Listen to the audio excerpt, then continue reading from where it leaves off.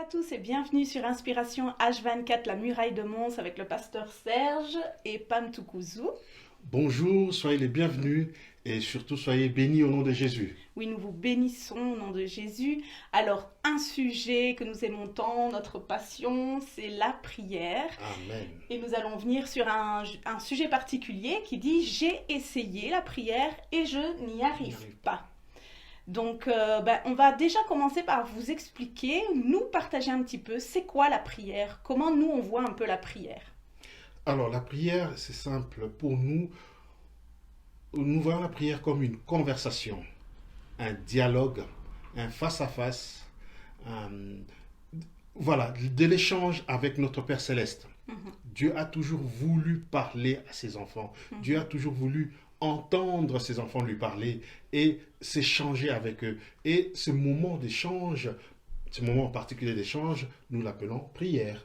Elle prendra plusieurs formes, mais toutes ces formes s'appellent prière.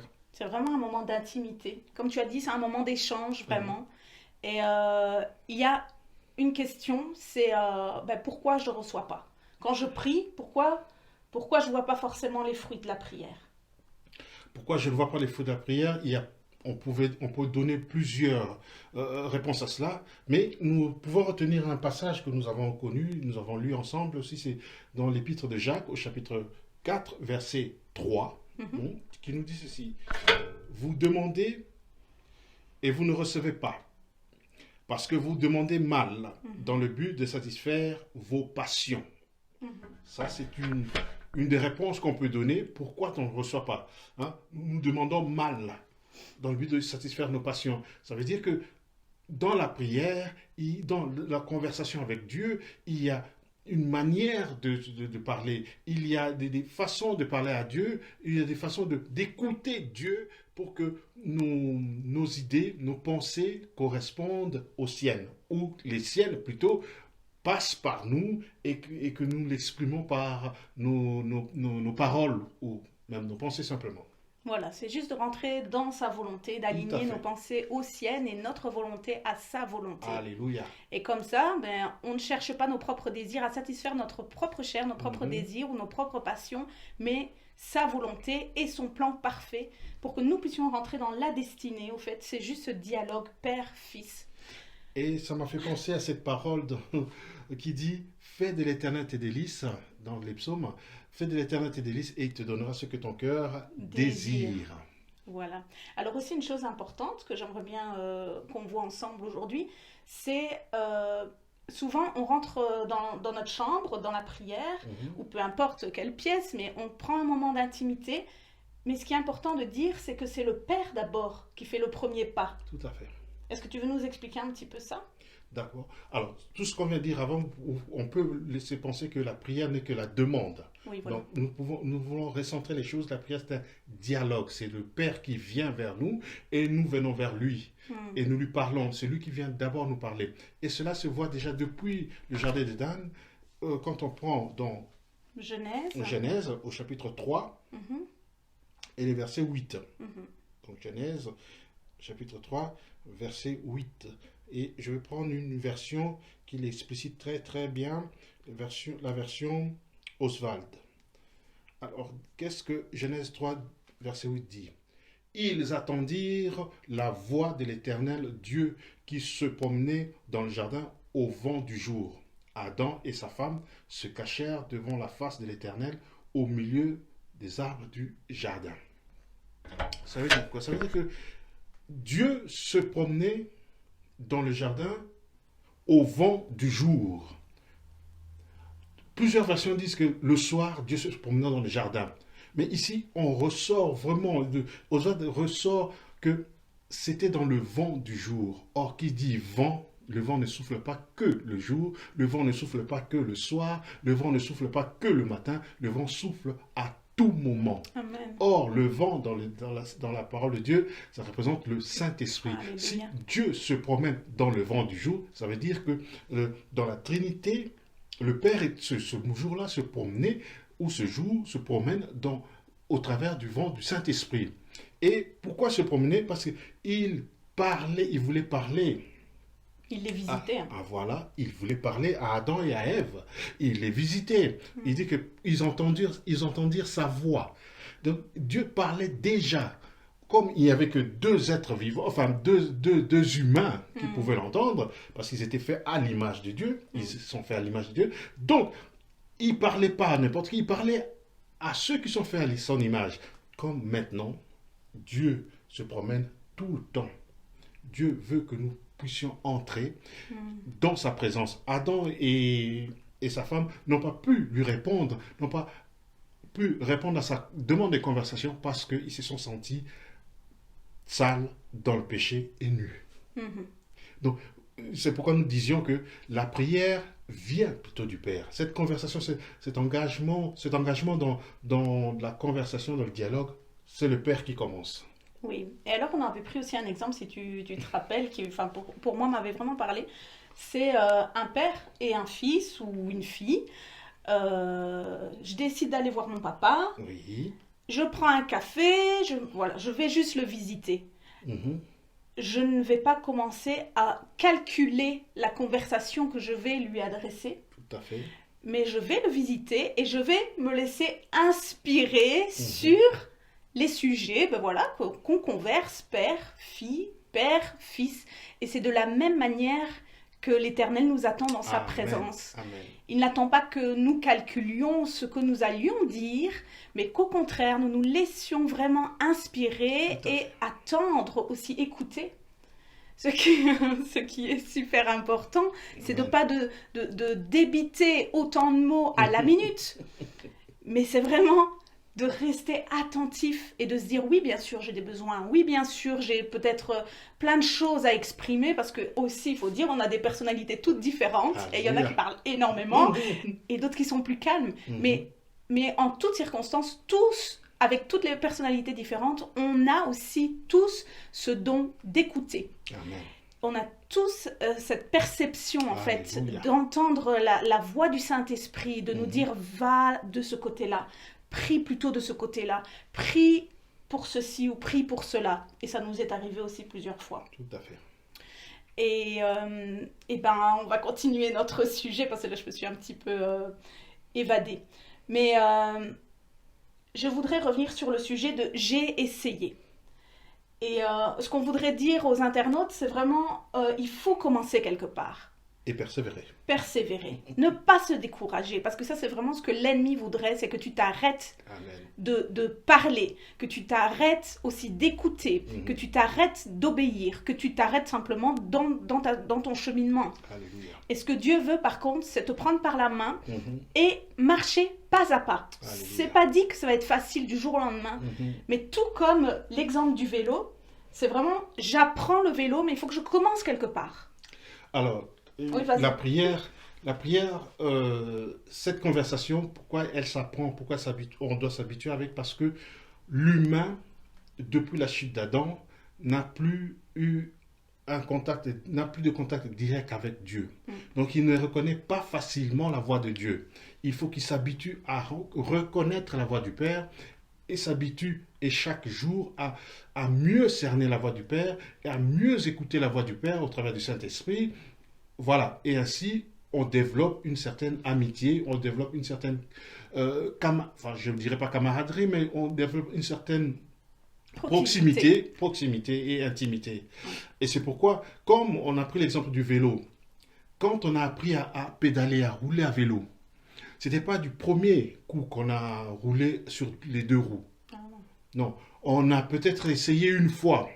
Deux roues, on tremblait, le guidon qui tremblait, et puis on est tombé peut-être, ou d'autres se sont blessés, des écorchures par-ci, par-là, mais nous avons persévéré, tu as persévéré, quelqu'un a persévéré jusqu'à un jour, tu commences à pédaler en levant les mains, en ne touchant pas le guidon, parce que tu as pris une certaine maîtrise du vélo et une confiance dans ton exercice. Amen.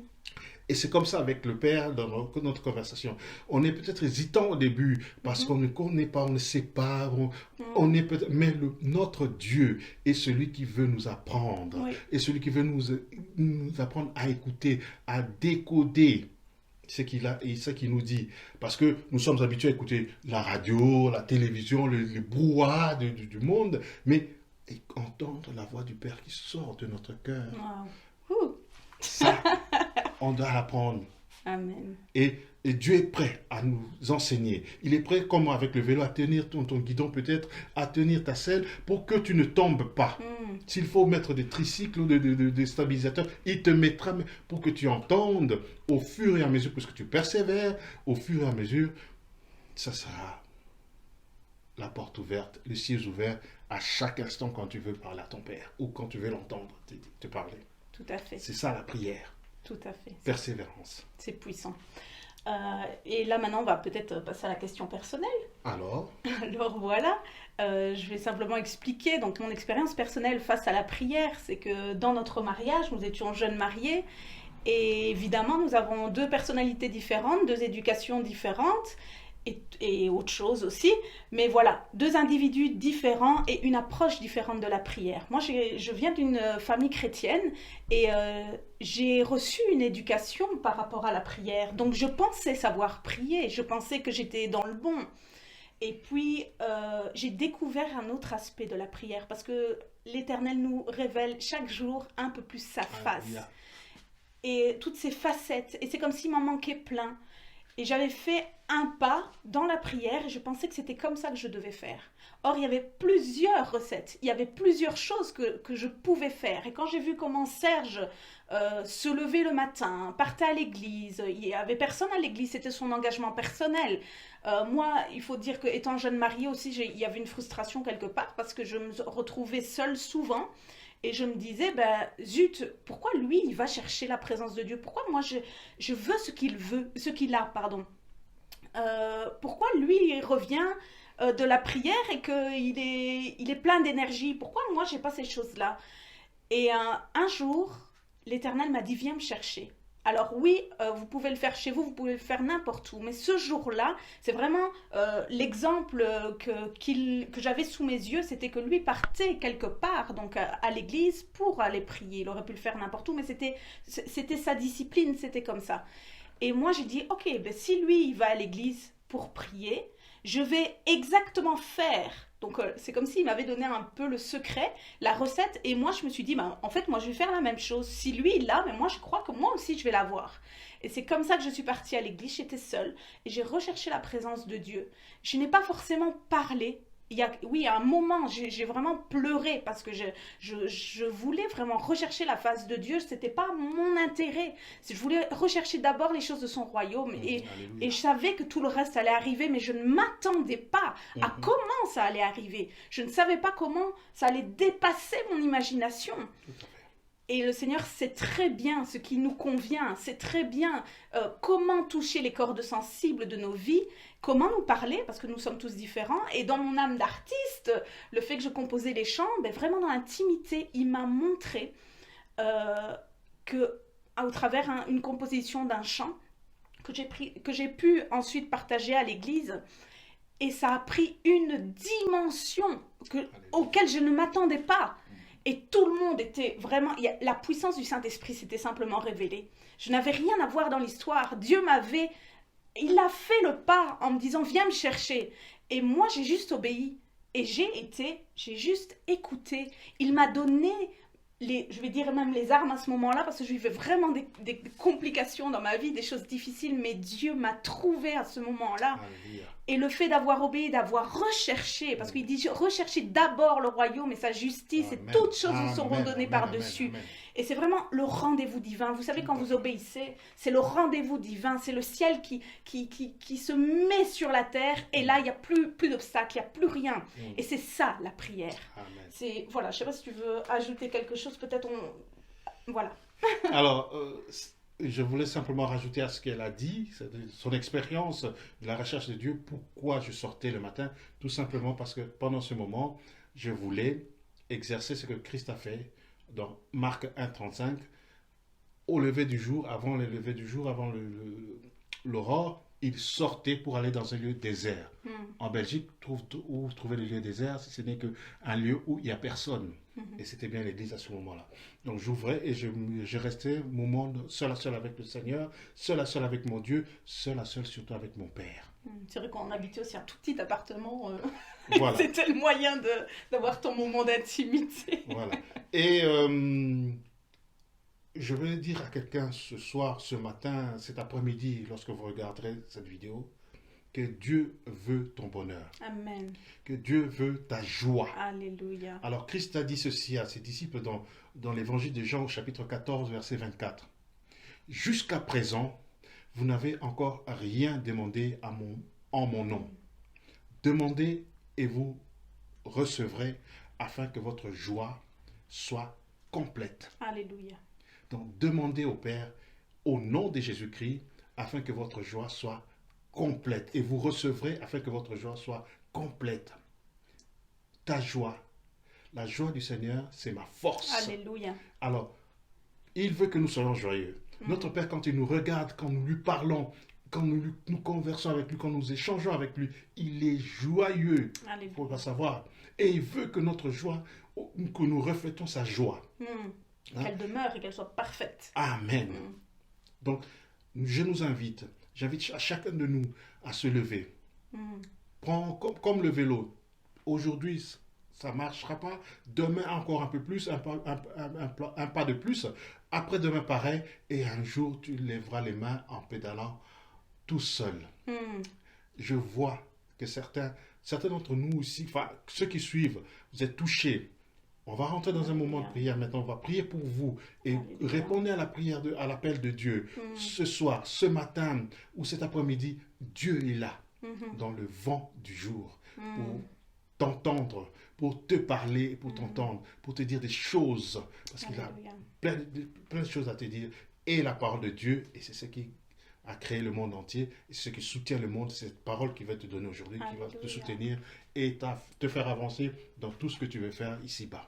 J'ai envie pendant que tu parlais, je voyais vraiment un exercice, on ne le fait pas mais, d'habitude, mais c'est vraiment, fais un petit exercice la veille du jour où tu t'engages à prier. Tu dis, Saint-Esprit, Père, Jésus, montrez-moi combien de temps je dois prendre dans votre présence. Alléluia. Montrez-moi comment je dois me mettre. Peut-être je dois me mettre à genoux, peut-être je dois me mettre à plat ventre, peut-être je dois rester debout. Mais le Saint-Esprit va vous conseiller et va vous dire quoi faire, à quel moment. Si tu as une image dans ton esprit qui vient, active-la, fais-la. Pose un acte sur cette terre. On a vraiment les deux pieds sur la terre, mais on vit les choses du ciel. Alléluia. Et je veux vraiment, comme Serge l'a dit, encourager quelqu'un vraiment à s'engager, à déjà avoir la volonté. Il faut vouloir le faire. On demande le vouloir et le faire à l'Éternel. Des fois, on est fatigué, des fois, on n'a pas envie. Mais c'est là où Dieu t'attend. Alors vraiment on puisse prier. On va prier. Et on va vous bénir vraiment que le Saint-Esprit vous touche là maintenant et que vous puissiez recevoir une communication précise qui fait que vous n'allez plus lâcher la prière. Amen. Vous n'allez plus lâcher la personne du Saint-Esprit. Vous n'allez plus lâcher le Père parce que comme vous êtes son fils et sa fille, vous allez vouloir être tout le temps en connexion avec lui pour avoir ses plans. Parce que je vous assure qu'il révèle ses plans, pas aux sages et aux intelligents, mais à ses enfants.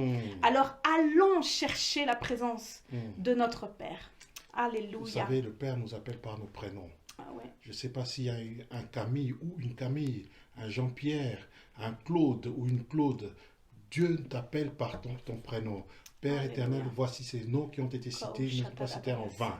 Je te loue parce que tu amènes un esprit de prière, de recueillement maintenant et d'écoute de ta parole dans l'intimité.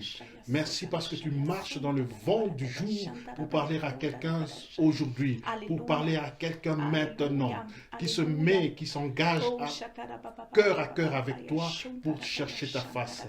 Sois loué, sois béni maintenant. Voici le cœur qui se donne à toi, Père. Remplis-les de ta présence, remplis-les de ta parole puissante qui sépare l'os de la moelle, qui soutient toutes choses et au-delà de tout ce que nous pensons et Toi, tu feras et tu donneras. Alléluia. Alléluia. Merci, Père. Bien au-delà de ce que nous demandons ou pensons. Ouh, Tu agis, Éternel, et nous te bénissons vraiment. Je m'associe vraiment à cette prière et m'associer aux prières de ceux qui sont derrière l'écran et qui regardent maintenant.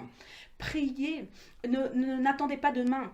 Commencez, même vous parlez en langue. Parlez en langue. Vous ne savez pas quoi dire. Parlez en langue parce que l'Esprit parle au travers le parler en langue et lui seul sait ce que vous voulez dire. Et je vous assure que il agit déjà. Je le sens vraiment dans l'Esprit qu'il est en train d'agir, qu'il y a un transfert qui se fait maintenant. Amen, amen, amen. Et j'appelle au nom de Jésus donc ce transfert à être actif dans vos familles, dans votre couple, Amen. pour vos enfants et pour vous-même. Soyez bénis dans le nom précieux de Jésus-Christ. Amen. Amen. Nous vous disons Au au revoir. revoir.